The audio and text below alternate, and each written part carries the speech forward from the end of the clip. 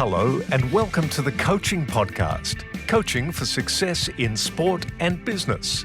Your host is Emma Doyle, the energy and high performance under pressure coach who is a world leader in unleashing human potential. Buckle up for this high octane session.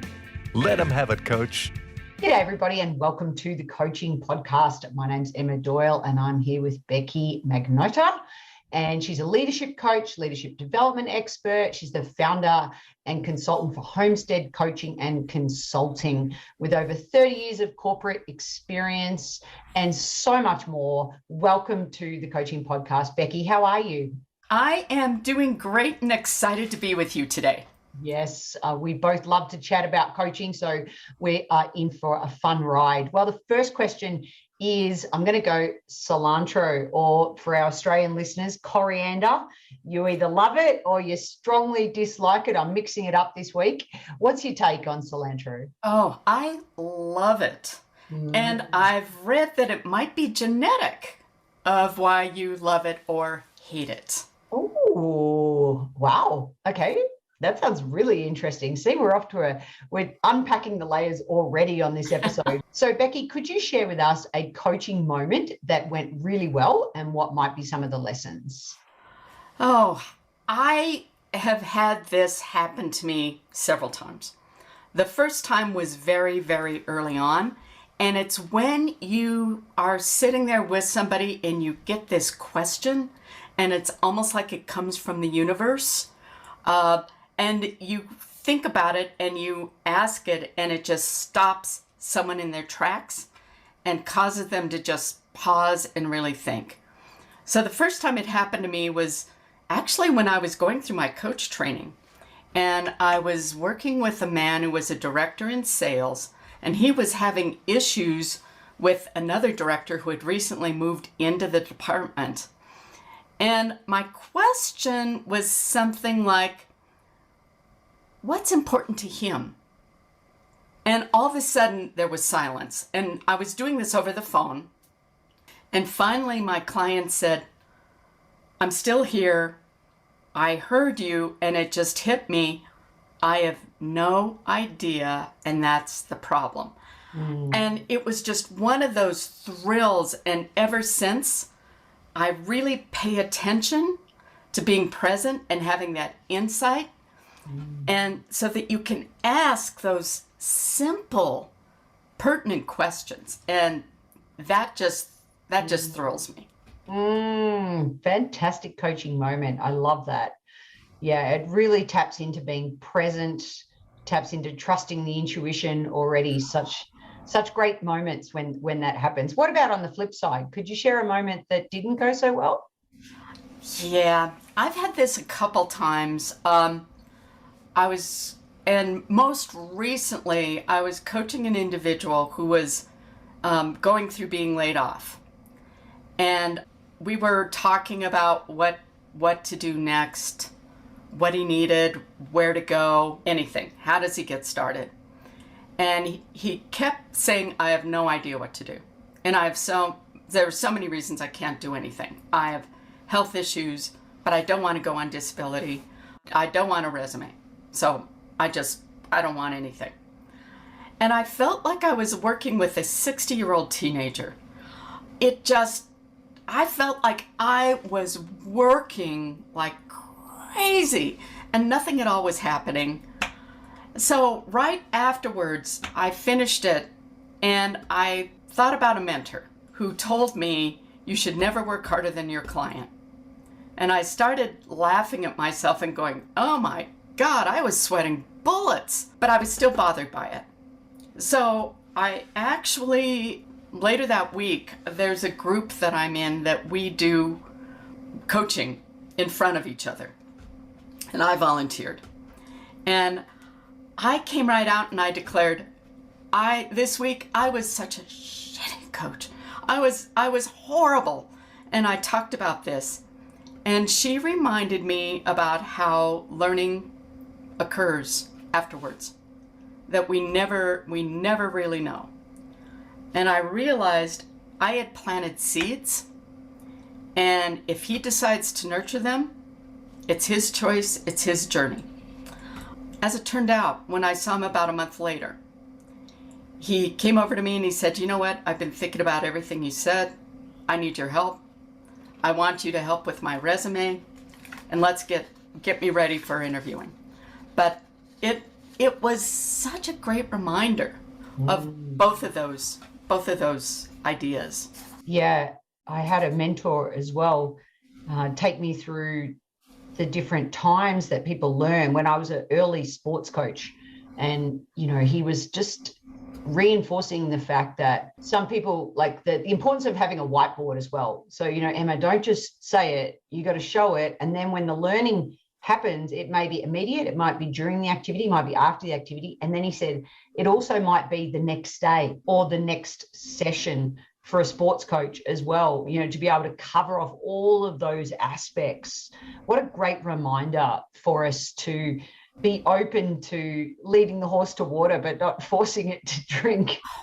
I know. And again, the idea of not working harder than your client. I mean, they're the ones that have got to do the heavy lifting. Yeah, it's so much about environment, isn't it? Like, just the more we can provide that environment, and then trust, and it's letting go of trying to, again, that getting stuck in trying to fix things too, isn't it, sometimes? Oh, yeah.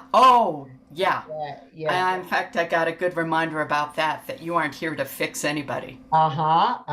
Exactly. Okay. Well, Becky, you may or may not realize this, but the reason you're on the coaching podcast is because of the next question. We had a previous guest, Kim Miles, and in her sliding doors moment, she speaks, even though she doesn't mention your name, but after the show, I was like, what coach was that? I need to get her on the show. And consequently, that is why we're here. So could you share your sliding doors, one or two, it's up to you, however many moments. Could you share that sliding doors moment with us?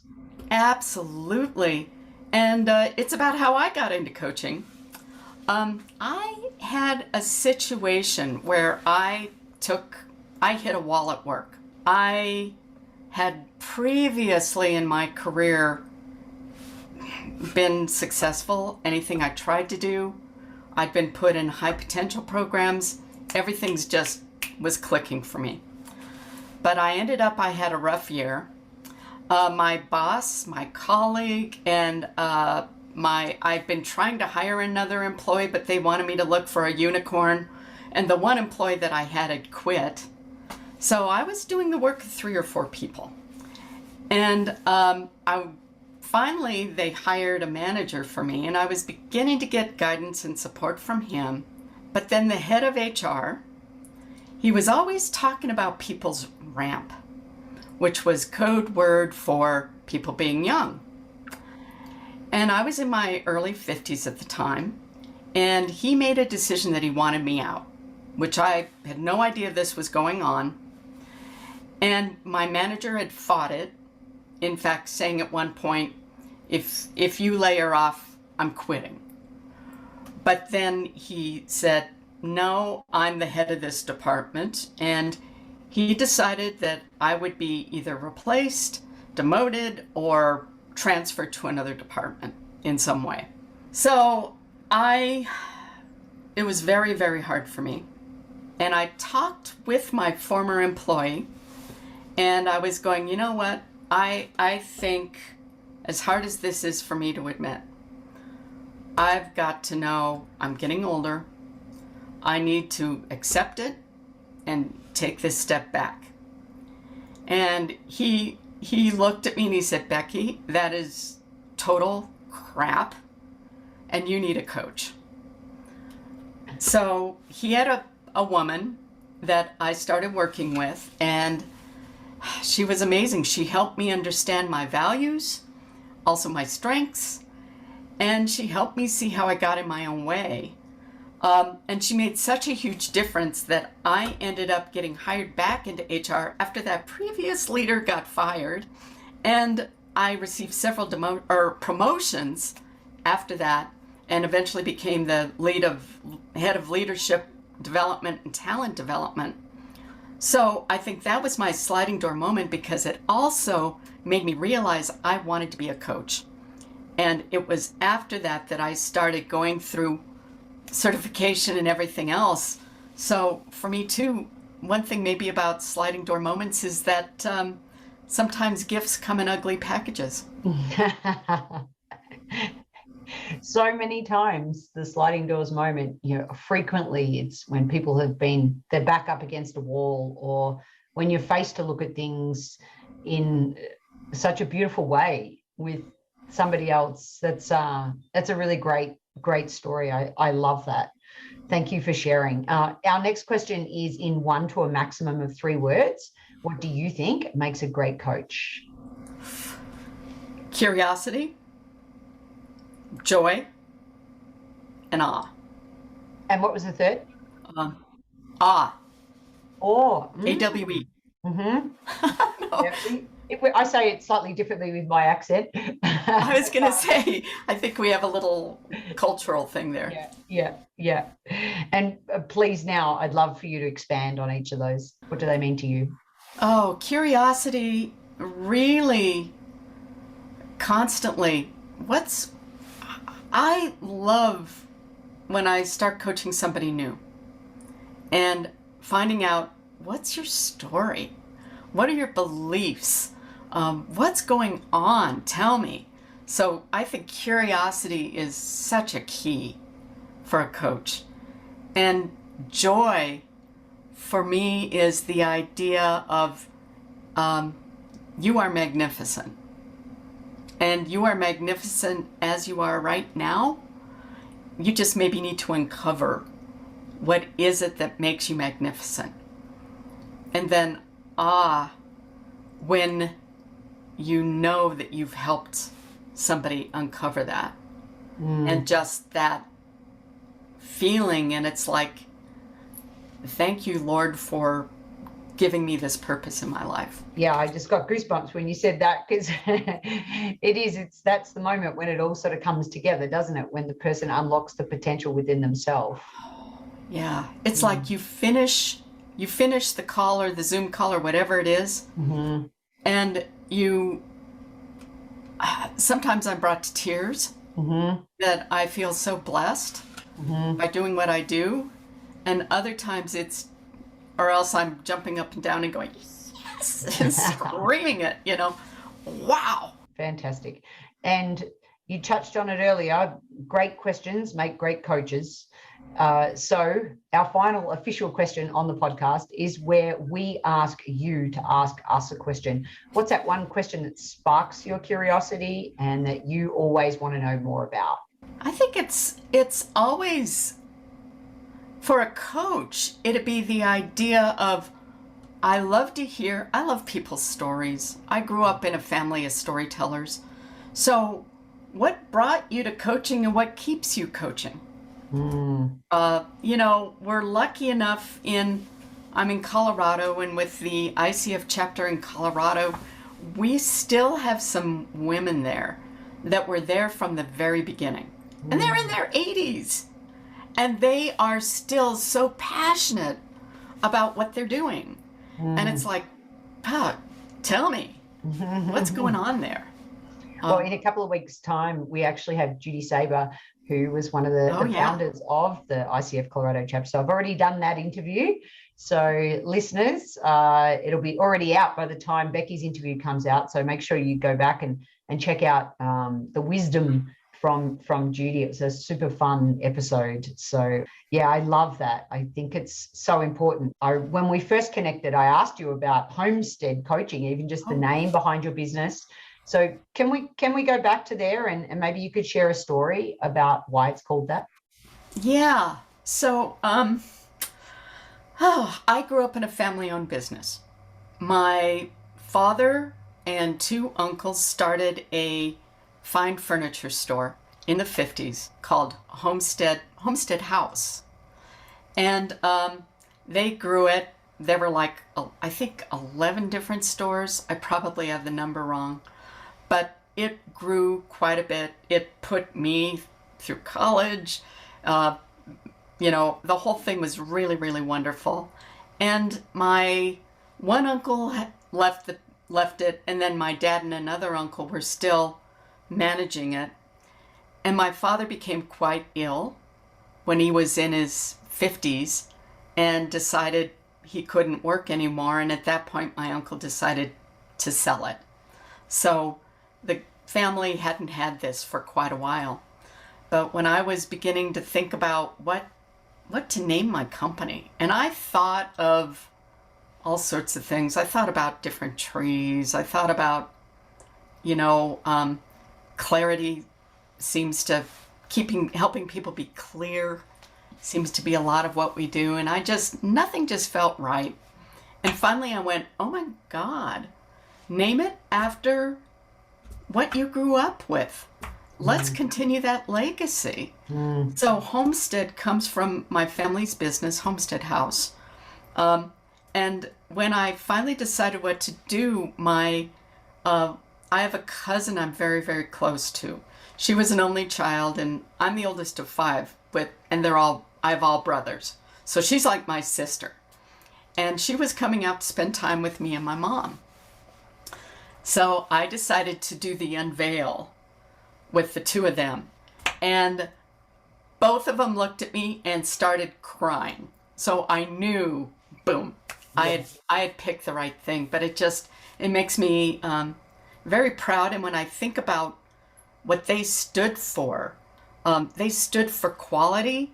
They stood for really customer focus, but also, like, my father passed 30 some years ago.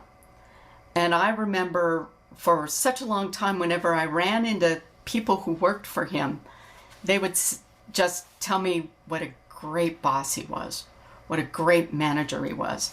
And that's also part of my purpose, that everybody deserves a great place to work. And I think you do that with great leadership, which is why I focus on leadership coaching. Mm-hmm. So what are some of the characteristics that you think makes a great leader? Oh my God, that's a great question.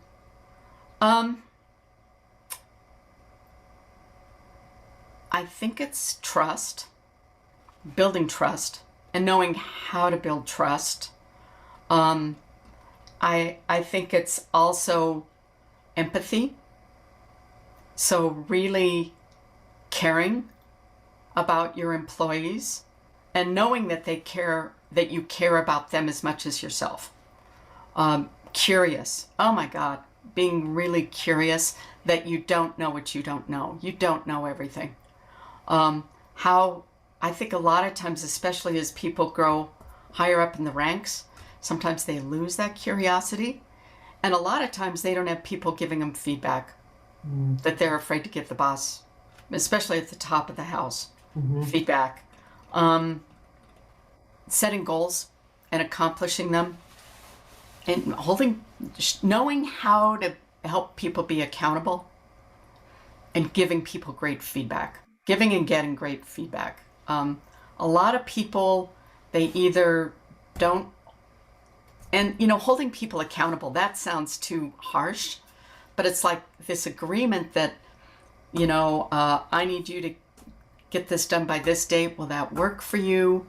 The negotiation, and this is why it's important, and let me know if it isn't going to work. So there's like this accountability cycle that people need to work through.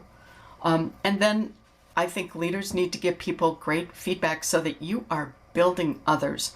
That the idea of servant leadership is, it's more about them than about you, which is also a great way to think when you go into coaching. If you go into a session and it's not about you, it's not about you being, I'm nervous about performance anxiety or whatever.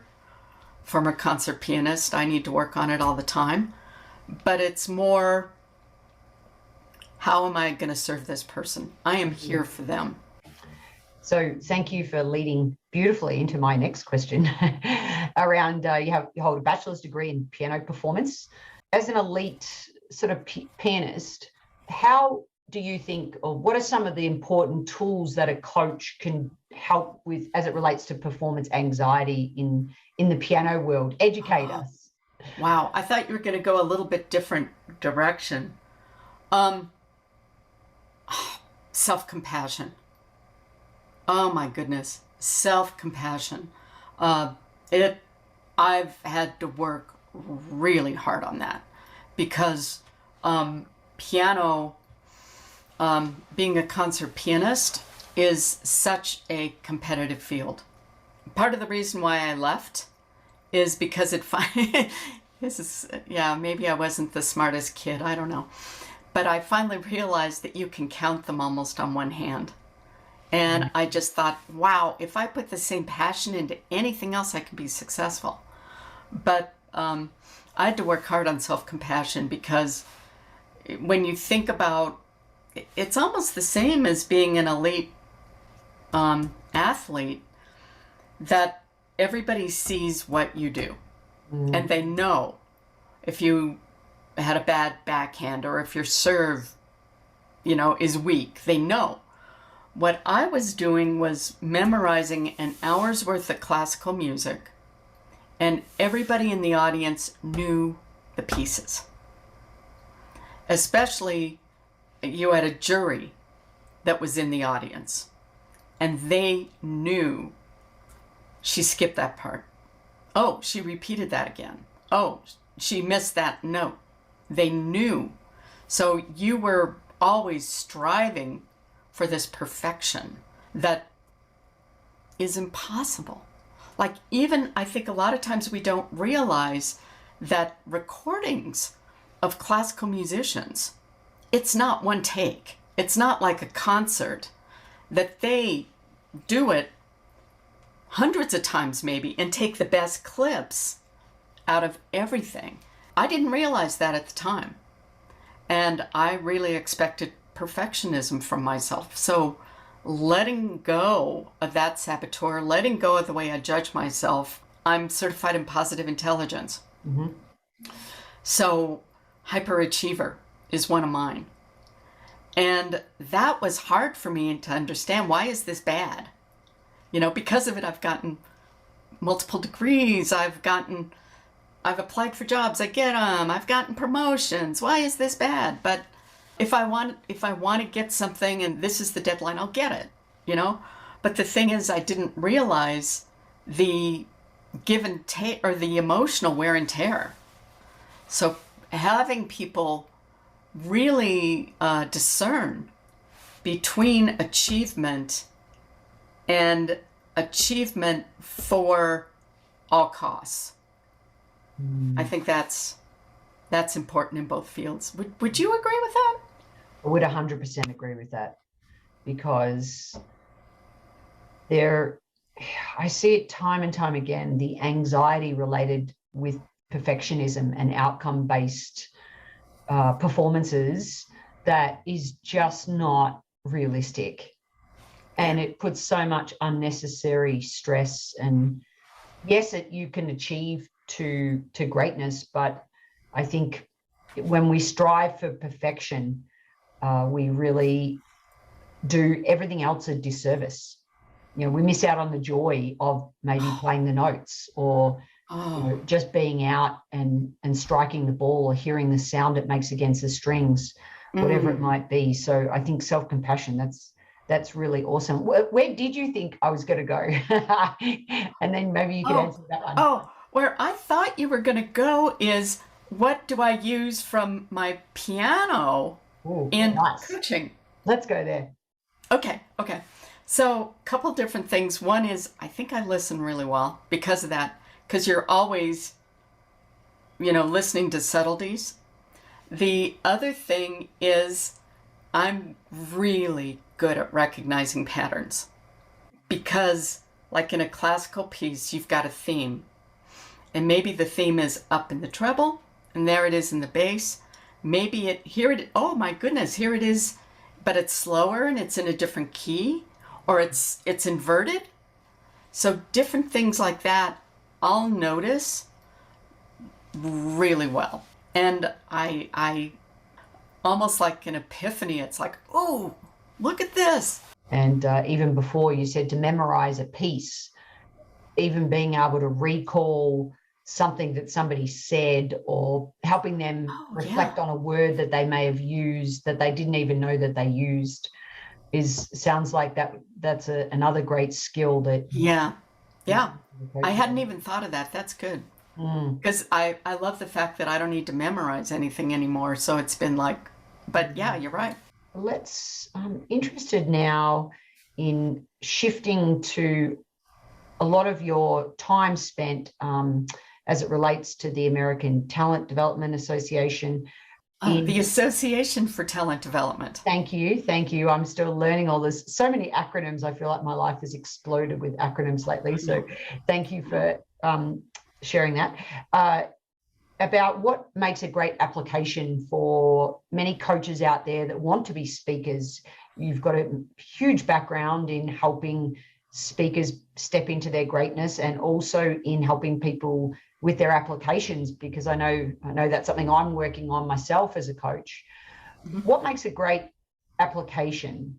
Oh, wow. At least for, the Association for Talent Development, ATD, they have a conference every, I'm going to say when it is, let's forget about what happened in COVID. Normally it's every May. So it's happening in mid-May. It will have happened by the time this is going to be aired. And in about June and July is when people start applying for the following year. The committee that reviews this gets over 1,000 applications. So it's very, very competitive. And some of the things that they look for is, first of all, be clear on what you're doing. If I need, and there were some years I had to review, I was on the committee for 5 years, I believe. For about 2 of those years, I was responsible for everything that had to do with leadership development. And I had a couple hundred applications I had to review in like 2 or 3 weeks' time. So if it wasn't clear and I couldn't understand what somebody was doing, I'd read it once. Maybe I'd go, okay, let's read it again. And I'd also make sure that I wasn't like tired because I'd been doing a lot of them. But if I couldn't make sense of it, it was just no, out. So that's one. The second one is I need to be able to understand what you're going to do. I need to be able to see your slides, because we do a lot of stuff with slides, and they've got to look really, really good. And they've got to look modern and not dated. So, no Comic Sans, and just not too many words on a page, all that kind of stuff. But then the final piece, and this is maybe most important, is what is going to be the learning takeaway? What are they going to get from it, and what are they going to do with it? So I've got sort of something that I look at with every training that I put together, which is what, so what, now what. So what did you learn?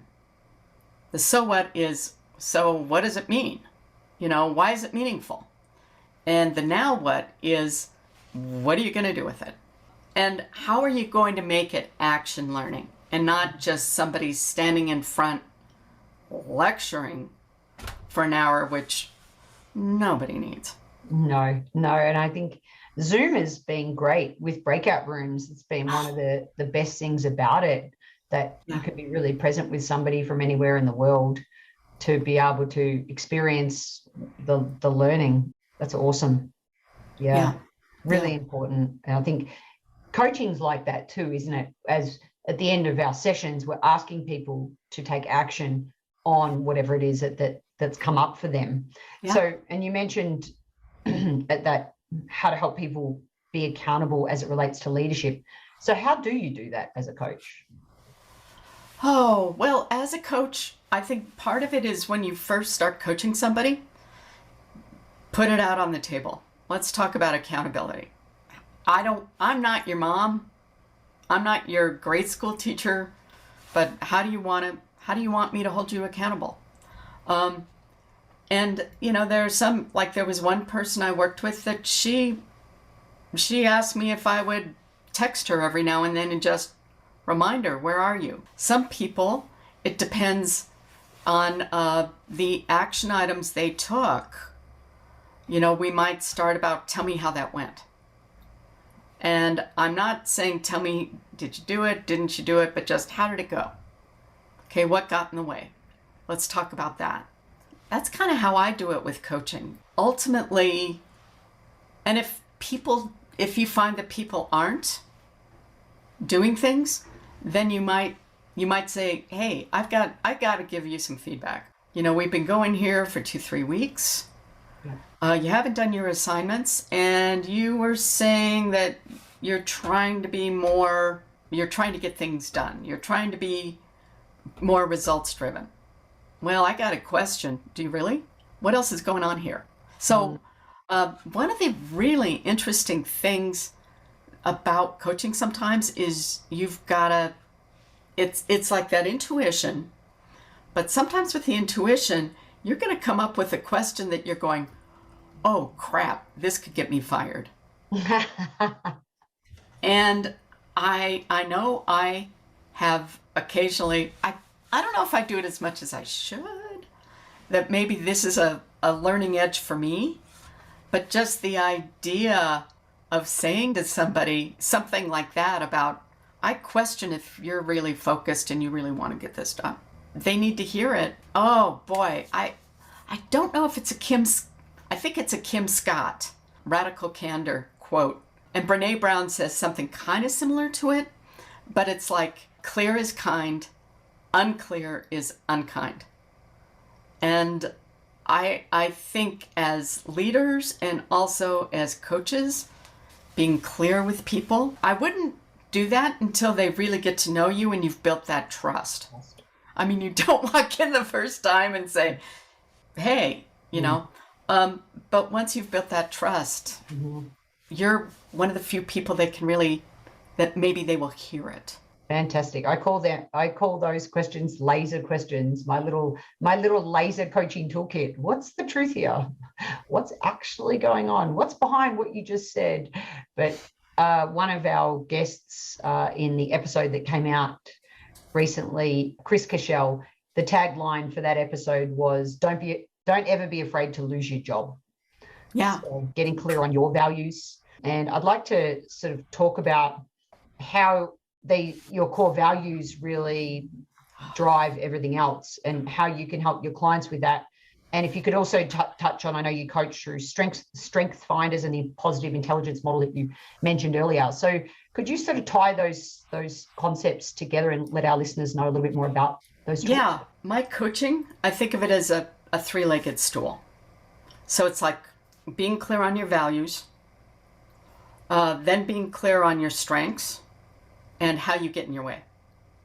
And I use strength finders. For values, I actually use a tool that Brene Brown has in her Dare to Lead hub. Has like 150 values. And from there, going through, and first time you just highlight any of them that speak to you, and then the second time through, you try to filter it down and eventually get it down. I try to get people to get to 3 things. Just because, I don't know, everything, the triad, it just works. And for me, it's really valuable in making decisions. Or knowing, why isn't something working for me? And my 3 personally are community, curiosity, and joy. For instance, a while ago, I was asked to build a Manager 101 program for a small government entity in the mountains of Colorado, which at first I went, oh, that'd be nice. I like this city. It was for supervisors of technicians, so men that work, like do wastewater or water improvement, that kind of thing. So I quickly went through those. Community. Maybe I could put that round peg in that square hole. Curiosity. No. Been there, done that. It's actually a kind of training. I don't like teaching people how to write people up and fire people, which is what they wanted. Joy. that one, boom. I knew in my gut there was something wrong there. It wasn't going to work. So that's how I kind of use it in almost anything I do anymore, which works really, really well. And it just helps me really think about what to focus on. The other thing is just in thinking about positive intelligence. It is a program that Shirzad Shamin does. In fact, I think he's done 11 different cohorts of people going through the initial program. I was in cohort number 2 and got my certification in January of 2021. And I love the concept of thinking about your saboteurs. Instead of going, I am this, it's like, no, I've got these saboteurs. I've got a judge that screws with me. And my judge has a nickname called Tyrannosaurus-Bex, which when I'm getting really hard on myself or hard on others or anything, I can say, oh yeah, Becky, T-Bex says this, let it go. And then thinking about my saboteurs, mine are hyperachiever, controller, and pleaser. And as a coach, pleaser is not good. So those are ones I need to be thinking about all the time. And from there, they help you be aware of when you're triggered. So you can either breathe, or they have some other exercises that are getting you into your body. Or like you were talking about, I love that, the feel like if you have a bad backswing or whatever. Yeah, like I know. And then right after that, you get yourself centered and you're thinking about the sound or the feel. And you're getting yourself out of I screwed up and back into the present is so big. And whether you're in a meeting and I said something stupid, no, breathe. Or I'm angry that they're bringing this up, breathe. Concentrate on how you feel in your chair. Feel your toes individually, stuff like that. And then from there, thinking about what do I need to bring forward instead? Do I need to bring empathy? So really listening and caring what this other person is trying to say and what they need. Do I need to explore, being curious about what can we do, innovate? Do we need to brainstorm and come up with a third solution that's going to be better? Navigate. Do I need to really think about my values and what's important to me? And at the end of my life, what do I want to reflect on all of this? And activate. What do I need to do next? And then the final thing too is the gift. What is the gift? There is a gift in everything. You don't get a job. It gives you the opportunity to explore what could you do better, or something else is going to happen. Or when you lose a job, it sounds, I coached for a long time people in career transitions. And it felt so trite to say sometimes, you will find something even better. But it's so amazing, all the people I've stayed in touch with and how that's really true. And one thing I just want to pick up on that you said in all of those fantastic pieces of advice or sharing of knowledge even, is the future focus, the future-based focus, which really is a great way to really differentiate coaching and therapy. It's not like we're going into the past and digging the past up and really go, it's like, what's next? What else can you do? This has happened. Yes. Now let's go into the future. And as you said, identify possibilities and then come back to the present and make it happen. Because, I know when we get bogged down in the past, and we all do it, we can't say we don't, but they're the sleepless nights that you'll never get that time back. So I love that in everything you said. So as we wrap up this episode, what would you say, if you wanted to leave our coaching audience with any great tips and Just, some Becky-isms. Oh, there are a lot of Becky-isms. Yeah, you've got all these years of wisdom. I don't want to finish the episode, but if we had to, what would you want to leave us with? Oh, I think it's listen. Ask simple questions. And finally, for me, and this is another one of my learning edges, is the magic of metaphor. Either listening when they come up with the metaphor, and using their metaphors is ideal. But even if you don't have that, coming up with one, boy, it kind of feels like your life is like a train going downhill and the brakes aren't working, and see where they go with it. And then just saying, how does that resonate to you, or how does that sound? And you've got the three-legged stool that you stand for, and great things come in threes, Goldilocks and Three bears. Yeah. Well, on that note, everybody, I hope you enjoyed listening with curiosity, joy, and awe. I had a great time being clear, thinking about empathy, trust, feedback, accountability. What now? So what? And now what? Thank you so much, Becky, for being on the Coaching Podcast. We appreciate everything you do for the coaching industry, and it was my absolute honor to interview you. Thank you. Oh, and my honor to be here. Thank you so much. Bye, everybody. The Coaching Podcast is sponsored by Transition Coach for Athletes, a global coaching, mentoring, and US placement service. The service helps athletes navigate the often challenging world of choosing your best college fitness performance. Visit www.transitioncoachforathletes.com. That's the number 4.